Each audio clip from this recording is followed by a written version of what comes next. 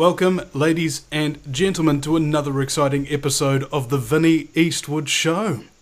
The place where we have a lot of fun and cackle in the face of all the terrible things that are going on around us, much like Doctor Who. We're broadcasting from New Zealand, which is a nice, beautiful island-chained paradise with prime ministers and corporate takeovers and enormous treaties and what have you to basically ensnare the entire nation in the hangman's noose of globalization. It is absolutely beautiful, picturesque, and everything in the forest is dead because we're the only country in the world that allows 1080 poison to be used outdoors. Incidentally. And my very special guest is Paul Webster today. Paul, welcome to the program. Thank you very much, sir. Glad to be here. Glad to be here. Lots happening. Yeah, I think we do have a very interesting dynamic when you talk about islands, and one island in particular that has been the result of much scumbaggery around the world is England in and of itself. Wouldn't you agree? As I said before, you're welcome. Now, it's not to say I don't appreciate it. I mean, after all, I wouldn't have an international listening audience if the British hadn't conquered them all and forced them to speak English. So I appreciate that. Thank you, bro. You're welcome. You're welcome, sir. All right. We don't need to sound arrogant, everybody who speaks English, but yeah, the English came up with it. What you gonna do? They also, incidentally, Sir Francis Bacon came up with the legal system. Now that has been shafting everybody through the court system for quite some hundreds of years, I take it. And Paul, you know a little bit about this, don't you? Yes. Whether it's always been like this, or whether it has evolved, or it's taken a certain slant, I'm not sure. But from my experience of being inside this system for 5 years, where if you're going to talk about day, they're going to talk about night.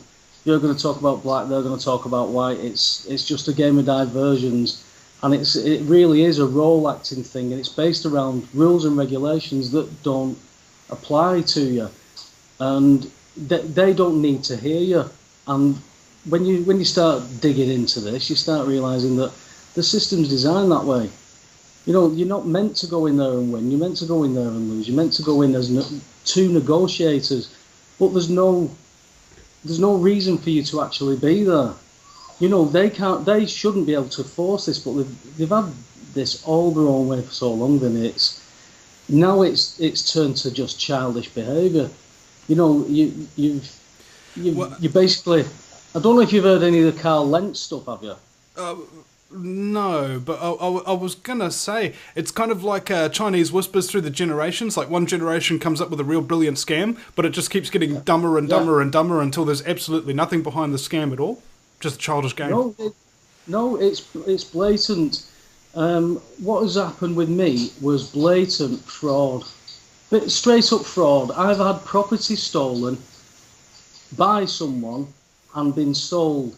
And when I've addressed that in the court, as I was addressing a foreclosure where a bank was being told that they could foreclose on a property without evidencing the debt, that I put case law in front of that judge and the parliamentary commissioned report in front of that judge that backed that up.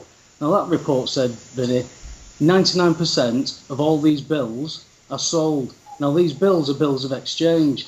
So what you create when you go for your mortgage, the bank facilitate your own credit. They don't lend you anything. They facilitate your own credit, but in your terms and conditions, they take a power of attorney. That power of attorney is executed in your name. Now, what that really means is, they claim you've borrowed 60,000 off them, you've just given them a document that they can execute to reduce their liability, i.e., because with the derivatives and interest that you could pay on that £60,000 loan, it could be worth, let's say, for argument's sake, 65,000 instead of 60. So they give you 60, right? Even though we know they haven't given it you, so they facilitated. It's a bit like it's a middleman. Yeah, it's a bit like I'd have your bank card with your PIN number, and I know your bank. But you don't know anything about that, so you want 200 quid off me, out of your bank, so you have to ask me to get it, yeah. That's basically what we do when we sign these terms and conditions. And I go and get you that £200 and I charge you an administration fee, a facilitation fee for that. And that's what I charge you interest on. I don't charge you interest on your own money. That would be a fraud, wouldn't it? I've seen gangster movies where actual hitmen will do this to somebody. They'll just take something off you, like a loved one or a piece of furniture or something like that or whatever, and if you want it back, you've got to do such and such and do this for me. Yeah. That's kind of how it works, isn't it? It certainly does. And it's like I was just on a podcast earlier on at 8 o'clock, and I got to talking about how all this stuff is starting to come together as nobody is ahead of anybody else. Everybody seems to be attacking this all from so many different angles. You hear so many different arguments for the exact same outcome, and the exact same outcome is that at the end of the day, they've got two arguments when you're in a county court. You're either talking to the public figure or the private figure. If you go down the private argument route, they'll say, well, you can't sue the court, it's a building. You know, it's a building, so that would be the public route, because if you was to try and have a judicial review on a court building, that would be ridiculous, wouldn't it?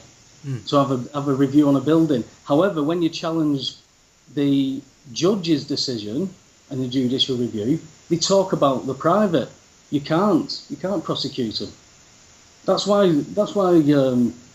it's the first class place to be if you want to be in the kind of game that they're in, you know. And you follow all the evidence that takes you there, and you're talking to them in plain English. And like I said, I brought this Carl Lentz stuff up into it because he's come out of the blue and he's dealing very direct with common law courts. So he's going straight to Queen's Bench, and he's got certain terminologies. Like, for instance, I checked out a few law dictionaries to see what he was doing, and he claims he'd had all these law dictionaries and he checked them all for the definition of the term man. And in corporate law, there is no term for the definition of man other than adult male. So that could be an adult male dog, cat, chicken, wherever you know.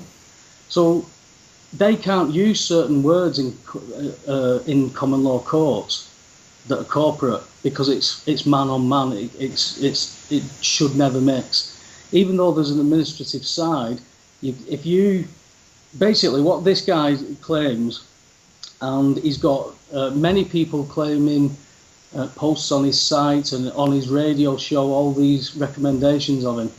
He told this woman who'd had 4 kids taken off her.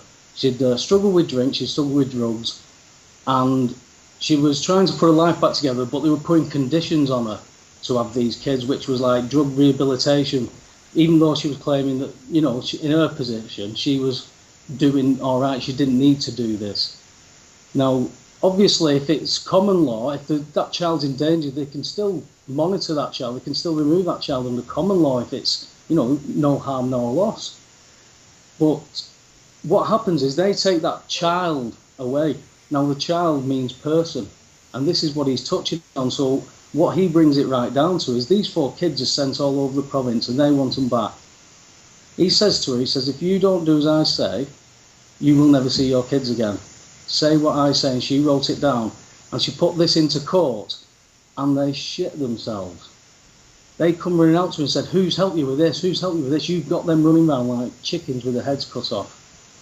And what she'd said basically, now I've not had the time to study it completely, but from some stuff I'm picking up, it's basically along the lines of you stand at a Queen's Bench, which is common law court, and you say, I, man, require by right restoration of property.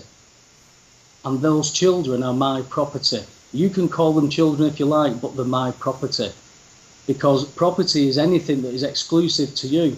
And as you are co-creator of your children, is that not your property? Under common law, yes, it is. So he's going direct to this route, but we've found in the system, Vinny, they hide Queen's Bench from the general public. They always guide you down to an appeal, and it's always directed through county court. So you're continually always paying. So you're continually in the system. So even though you're giving them a fight, you're still paying for that fight. It's rich man's justice. Well, it's greed at the end of the day. That's what's brought this system down. Complete greed. They've spread the trough that big. Can I say, it's almost as if they found the key to getting away with unlimited fraud, thievery, and scumbaggery is by owning the legal system and controlling the means in which people can actually resist and attempt to address this injustice. Definitely. You control the money supply. He doesn't care who makes his laws, because the banks are going to pay the Law Society to write those laws. And who are those laws going to be in favour of? The banks. Can it be blatant? No, they decided they'd keep the knowledge away from the people. So when people using terminologies like, are you the driver of this vehicle? And they don't realise, because they've been sat in front of the steering wheel, and at school you're taught that you're driving if you're in that scenario, so you're the driver. But in commercial law, you're actually consenting to a certain regulation that could end up with giving you a fine. And they don't tell you that, and they don't train the police that that's what it is. I mean, it's like I said to you last time, that I spoke to the Law Society and was bemused when they said that I'm not legally trained. Wasn't surprised, but I couldn't speak to anybody legally trained. Nobody will speak to me. I've just done 70 days in court with British Gas. I think I told you this last time, didn't I? Well, they applied for another warrant in January. So I went to the court, saw the agent, and I said, are you legally trained? She went, no, I'm not. I went, then I'm going to cross-examine you in this court, because I want to know why you, after 70 days from directions from a district judge, your legal team has not come up with anything, but yet you keep harassing me and threatening me to break into my house. And she went, no, I'm sorry, you're not going to be able to cross-examine me, because I'm taking the application out now and withdrawing it. And I was invited into the court, and the legal advisor said, I didn't want you to just leave, Mr. Webster, without you being able to have your say. I went, oh, well, that's very... I said, you know what? You're the first honourable person that I've met in this establishment. And there was eruptions of laughter behind me from the gallery. It's as if people are going there and seeing this stuff happening now. You know, it's not about putting a big fight up. It's about, you get penned into a position, and it's like I said, I don't know many people who will actually I know some people who actually proactively wanted to get involved in this because they've been doing it for a long time. But the majority of people I know are in the same boat as I was, where it was fear that, you know, you find something out, but what can you do? Because you won't get anybody argue with you. I mean, I could get people to argue over John F. Kennedy's assassination and 9/11 all day long, but there's some things that the public just accept, which is there's corruption in the judiciary, there's corruption in politics, there's corruption in the police, and there's corruption throughout that system. And there's corruption in the banks. Nobody will disagree with you. They'll all go, yeah, you're right. What time's X Factor on? Or, you know, stuff like that, which I was like, you know, don't get me wrong, I used to come home and watch Emmerdale, EastEnders, all that kind of stuff, which are all soaps that are played over here. And you'd get up and do work and do it all over again. So I do understand that, but when it comes knocking on your door and people are going to take something from you, and you have researched and you know they have no right, you know they can't do it, but they're going to do it anyway, or they're going to harass you into mentally breaking down or leaving or attacking them, even giving them any excuses, because it's got to be a dirty game now. You know, it hasn't always been like this, but they're actually, you know, you can see it in America. That when I read several articles involving IQs of police officers, that they were only going to accept anything over 85 but under 100 because they were capable of carrying out orders, but maybe not critical thinking. And the odd ones that do critically think, they could weed out. Now, people could say that is a conspiracy theory. No, one of the blogs was written by a guy who, with credentials, who said he'd been turned down. He'd gone to court to get this job with the police force, and they wouldn't give it him, and it was thrown out of court. And it was based on the fact he had an IQ of 120.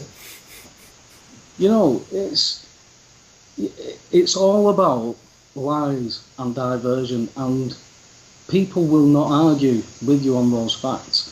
They know that the system they live in, but it's like, as I was, you're just programmed, you're just constantly looking at the ground and thinking, what you're going to have to eat, what time do you have to be in work tomorrow, and do you have to be in early, you constantly, I've got to put that washing on, I've got to do, it's all everyday stuff.